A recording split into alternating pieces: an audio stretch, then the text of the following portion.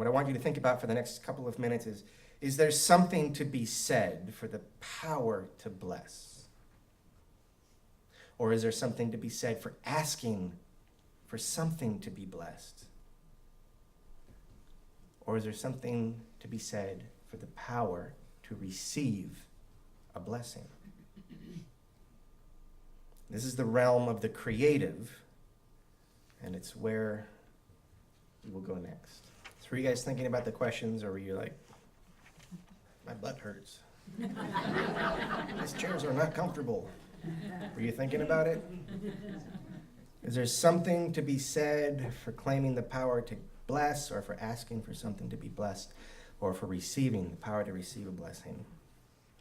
So I went to Wikipedia, and it turns out that the word blessing derives from the Old English word bledsion, or something to that effect, meaning to make sacred, often by marking it with blood. So let us say, for our use, that blood means the substance of life.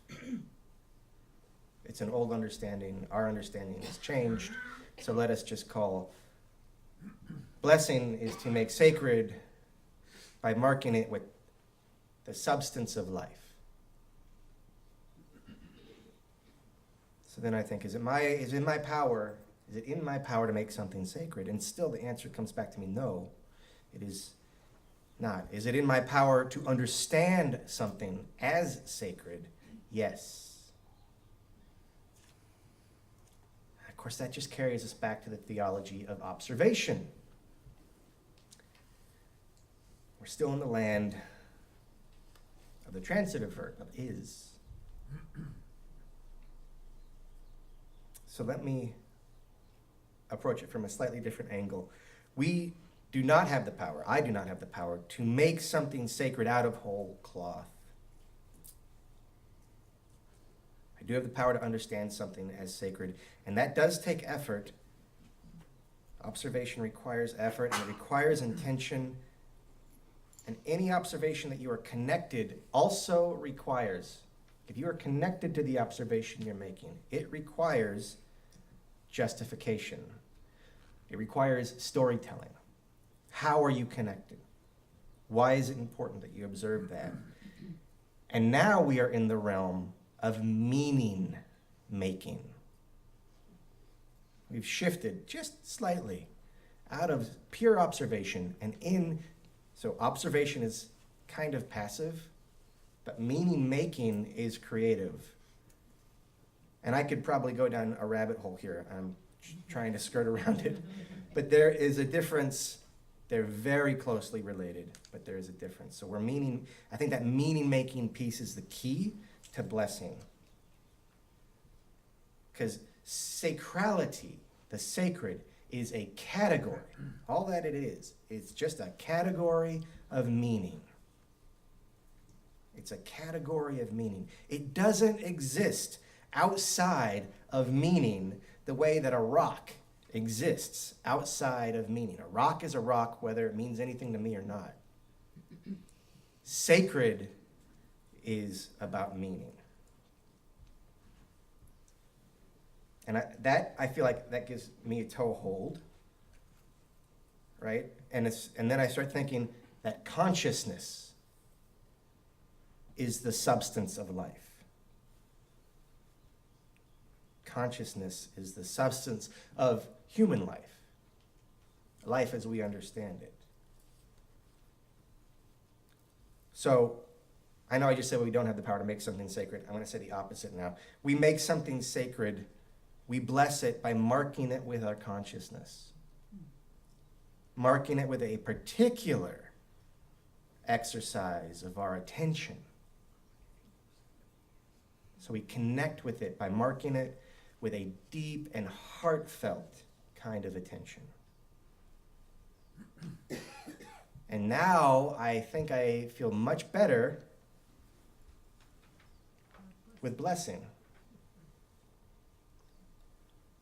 Now, blessing the food does not change the food, it changes us. changes our experience of the food. Blessing your work does not change your work, but may alter the nature of your working. So blessing is not magic. It is a shift of perspective and an exercise of consciousness, and so maybe it's magic after all. It's the magic of meaning making.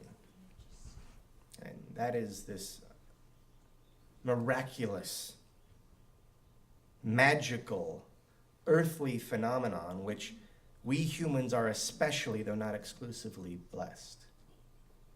Consciousness. So to say, I bless you, in this new understanding, which I'm still working with, is to say that I apply sacred attention to how meaningful you are. It says, I give you my deep and heartfelt attention. When who am I but all the grace that made me? All my interconnections, everything surrounding us, the good of which I focus into you. So to say I bless you is to say I apply sacred attention to how meaningful you are. I give you my deep and heartfelt attention. When who am I but all the grace that made me, all my interconnections, everything surrounding us, the good of which I focus into you. Does that make sense at all?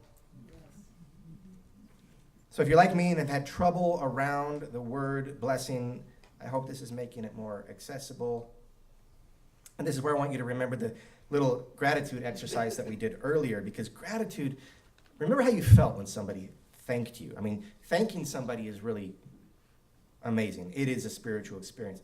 Being thanked feels like being blessed. It's a similar feeling. So that could also be a way into this word for you. It's not so mysterious, hopefully. Turning observation of meaning into creation of meaning is a subtle shift. It's the application of sacred attention. I practiced this last night. We had a fantastic speaker, Will Tuttle, animal lover, animal rights activist, human activist, came, and at the end I was like, okay, that was amazing. That blew my mind. He's doing ministry all over the country. He has been for a long time. I'm going to try this out. I'm going to bless his ministry. And so afterwards I said that to him. We were shaking hands. I was thanking him, and I said, blessings on your ministry and your continued journeys. And I didn't burst into flames and poof away. And I could see he felt touched by that. There's power in blessing. So I will give you 3 blessings, one for each category of blessing. May your day be blessed. You are blessed by all grace, and I give you my deep and heartfelt attention. When who am I but all the grace that has made me, the good of which I focus into you. Please accept my blessing on the spirit of this gathering, and may the power to bless be yours.